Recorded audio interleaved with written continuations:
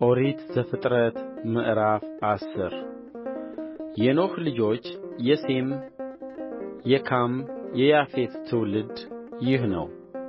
ከጥፋት ውኃ በኋላ ልጆች ተወለዱላቸው። የያፌት ልጆች ጋሜር፣ ማጎግ፣ ማዴ ያዋን፣ ይልሳ፣ ቶቤል፣ ሞሳሕ፣ ቴራስ ናቸው። የጋሜርም ልጆች አስከናዝ፣ ሪፋት፣ ቴርጋማ ናቸው። የያዋንም ልጆች ኤሊስ፣ ተርሴስ፣ ኪቲም፣ ሮድኢ ናቸው። ከእነዚህም የአሕዛብ ደሴቶች ሁሉ በየምድራቸው በየቋንቋቸው በየነገዳቸው በየሕዝባቸው ተከፋፈሉ። የካምም ልጆች ኩሽ፣ ምጽራይም፣ ፉጥ፣ ከነዓን ናቸው። የኩሽም ልጆች ሳባ፣ ኤውላጥ፣ ሰብታ፣ ራዕማ፣ ሰብቃታ ናቸው። የራዕማ ልጆችም ሳባ፣ ድዳን ናቸው። ኩሽም ናምሩድን ወለደ። እርሱም በምድር ላይ ኃያል መሆን ጀመረ። እርሱም በእግዚአብሔር ፊት ኃያል አዳኝ ነበረ። ስለዚህም በእግዚአብሔር ፊት ኃያል አዳኝ እንደ ናምሩድ ተባለ። የግዛቱም መጀመሪያ በሰናዖር አገር በባቢሎን፣ ኤሬክ፣ አርካድ፣ ካልኔ ናቸው። አሦርም ከዚያች አገር ወጣ። ነነዌን፣ የረሆቦትን ከተማ ካለህን፣ በነነዌና በካለህ መካከል ሬሴንን ሠራ። እርስዋም ታላቂቱ ከተማ ናት። ምጽራይምም ሉዲምን፣ ዐናሚምን፣ ላህቢምን፣ የንፍታሌምን፣ ፈትሩሲምን ከእነርሱ የፍልስጥኤም ሰዎች የወጡባቸውን ከስሉሂምን ቀፍቶሪምንም ወለደ። ከነዓንም የበኵር ልጁን ሲዶንን፣ ኬጢያውያንን፣ ኢያቡሳውያንን፣ አሞራውያንንም፣ ጌርጌሳውያንንም፣ ኤዊያውያንንም፣ ዐሩኬዎንንም፣ ሲኒንም፣ አራዴዎንንም፣ ሰማሪዎንንም፣ አማቲንም ወለደ። ከዚህም በኋላ የከነዓናውያን ነገድ ተበተኑ። የከነዓናዊም ወሰን ከሲዶን አንሥቶ ወደ ጌራራ በኩል ሲል እስከ ጋዛ ድረስ ነው። ወደ ሰዶምና ወደ ገሞራ ወደ አዳማና ወደ ሰቦይም በኩል ሲል እስከ ላሳ ድረስ ነው።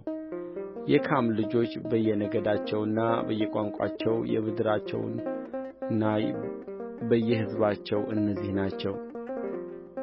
ለሴምም ደግሞ ልጆች ተወለዱለት። እርሱም የያፌት ታላቅ ወንድምና የዔቦር ልጆች ሁሉ አባት የሆነ ነው። የሴምም ልጆች ኤላም፣ አሦር፣ አርፋክስድ፣ ሉድ፣ አራም ናቸው። የአራምም ልጆች ዑፅ፣ ሁል፣ ጌቴር፣ ሞሶሕ ናቸው። አርፋክስድም ቃይንምን ወለደ። ቃይንምም ሳላን፣ ሳላም ዔቦርን ወለደ። ለዔቦርም ሁለት ልጆች ተወለዱለት። የአንደኛው ስም ፋሌቅ ነው፣ ምድር በዘመኑ ተከፍላለችና። የወንድሙ ስም ዮቅጣን ነው። ዮቅጣንም ኤልሞዳድን፣ ሳልፌንም፣ ሐስረሞትንም፣ የራሕንም፣ ሀዶራምንም፣ አውዛልንም፣ ደቅላንም፣ ዖባልንም፣ አቢሜሌክንም፣ ሳባንም፣ ኦፊርንም፣ ኤውላጥንም፣ ዮባብንም ወለደ። እነዚህ ሁሉ የዮቅጣን ልጆች ናቸው። ስፍራቸውም ከማሴ አንሥቶ ወደ ስፋር ሲል እስከ ምሥራቅ ተራራ ድረስ ነው። የሴም ልጆች በየነገዳቸው በየቋንቋቸው በየምድራቸውና በየሕዝባቸው እነዚህ ናቸው። የኖኅ ልጆች ነገዶች እንደ ትውልዳቸው በየሕዝባቸው እነዚህ ናቸው። አሕዛብም ከጥፋት ውኃ በኋላ በምድር ላይ ከእነዚህ ተከፋፈሉ። ኦሪት ዘፍጥረት ምዕራፍ 11 ምድርም ሁሉ በአንድ ቋንቋ በአንድ ንግግር ነበረች። ከምሥራቅም ተነሥተው በሄዱ ጊዜ በሰናዖር ምድር አንድ ሜዳ አገኙ። ከዚያም ተቀመጡ። እርስ በርሳቸውም ኑ ጡብ እንሥራ፣ በእሳትም እንተኵሰው ተባባሉ። ጡብም እንደ ድንጋይ ሆነላቸው፣ የምድርም ዝፍት እንደ ጭቃ ሆነላቸው። እንዲሁም ኑ ለእኛ ከተማና ራሱ ወደ ሰማይ የሚደርስ ግንብ እንሥራ፣ በምድር ላይ ሳንበተንም ስማችንን እናስጠራው አሉ። እግዚአብሔርም የአዳም ልጆች የሠሩትን ከተማና ግንብ ለማየት ወረደ። እግዚአብሔርም አለ፣ እነሆ እነርሱ አንድ ወገን ናቸው፣ ለሁሉም አንድ ቋንቋ አላቸው። ይህንም ለማድረግ ጀመሩ። አሁንም ያሰቡትን ሁሉ ለመሥራት አይከለከሉም። ኑ እንውረድ፣ አንዱ የአንዱን ነገር እንዳይሰማው ቋንቋቸውን በዚያ እንደባልቀው። እግዚአብሔርም ከዚያ በምድር ሁሉ ላይ በተናቸው፣ ከተማይቱንም መሥራት ተዉ። ስለዚህም ስሟ ባቢሎን ተባለ። እግዚአብሔር በዚያ የምድርን ቋንቋ ሁሉ ደባልቆአልና። ከዚያም እግዚአብሔር በምድር ሁሉ ላይ እነርሱን በትኖአቸዋል። የሴም ትውልድ ይህ ነው። ሴም የ100 ዓመት ሰው ነበረ። አርፋክስድንም ከጥፋት ውኃ በኋላ በሁለተኛው ዓመት ወለደ። ሴምም አርፋክስድን ከወለደ በኋላ 500 ዓመት ኖረ፣ ወንዶችንም ሴቶችንም ወለደ፣ ሞተም። አርፋክስድም 135 ዓመት ኖረ፣ ቃይንምንም ወለደ። አርፋክስድም ቃይንምን ከወለደ በኋላ 400 ዓመት ኖረ፣ ወንዶችንም ሴቶችንም ወለደ፣ ሞተም። ቃይንምም 130 ዓመት ኖረ፣ ሳላንም ወለደ። ቃይንምም ሳላን ከወለደ በኋላ 330 ዓመት ኖረ፣ ወንዶችንም ሴቶችንም ወለደ፣ ሞተም። ሳላም 130 ዓመት ኖረ፣ ዔቦርንም ወለደ። ሳላም ዔቦርን ከወለደ በኋላ 330 ዓመት ኖረ፣ ወንዶችንም ሴቶችንም ወለደ፣ ሞተም። ዔቦርም 134 ዓመት ኖረ፣ ፋሌቅንም ወለደ። ዔቦርም ፋሌቅን ከወለደ በኋላ 430 ዓመት ኖረ፣ ወንዶችንም ሴቶችንም ወለደ፣ ሞተም። ፋሌቅም 130 ዓመት ኖረ፣ ራግውንም ወለደ። ራግውንም ከወለደ በኋላ ፋሌቅ 209 ዓመት ኖረ፣ ወንዶችንም ሴቶችንም ወለደ፣ ሞተም።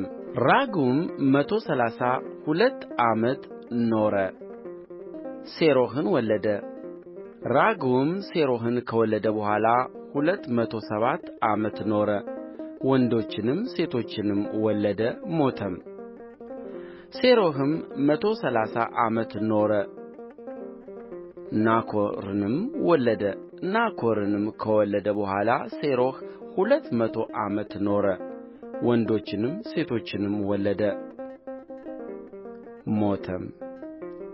ናኮርም 109 ዓመት ኖረ፣ ታራንም ወለደ። ታራንም ከወለደ በኋላ ናኮር 129 ዓመት ኖረ፣ ወንዶችንም ሴቶችንም ወለደ፣ ሞተም። ታራም 100 ዓመት ኖረ፣ አብራምንና ናኮርን ሐራንንም ወለደ። የታራም ትውልድ እነሆ ይህ ነው። ታራ አብራምንና ናኮርን ሐራንንም ወለደ። ሐራንም ሎጥን ወለደ። ሐራንም በተወለደበት አገር በከለዳውያን ዑር በአባቱ በታራ ፊት ሞተ። አብራምና ናኮርም ሚስቶቹን አገቡ። የአብራም ሚስት ስምዋ ሦራ ነው። የናኮር ሚስት የሐራን ልጅ ሚልካ ናት። ሐራንም የሚልካና የዮስካ አባት ነው። ሦራም መካን ነበረች፣ ልጅ አልነበራትም። ታራም ልጁን አብራምንና የልጅ ልጁን የሐራንን ልጅ ሎጥን የልጁንም የአብራምን ሚስት ምራቱን ሦራን ወሰደ።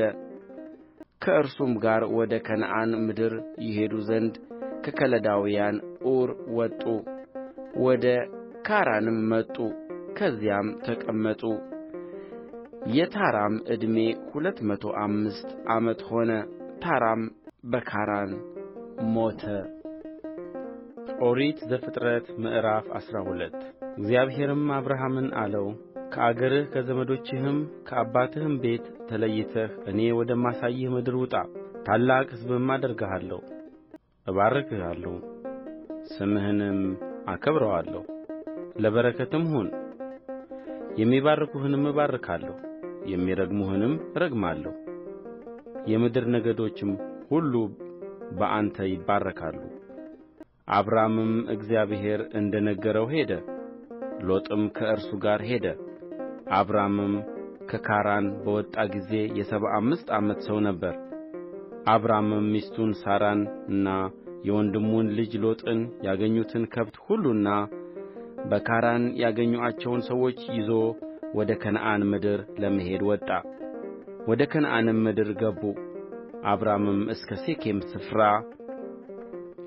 እስከ ሞሬ የአድባር ዛፍ ድረስ በምድር አለፈ።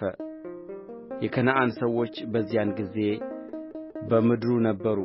እግዚአብሔርም ለአብርሃም ተገለጠለትና ይህችን ምድር ለዘርህ እሰጣለሁ አለው።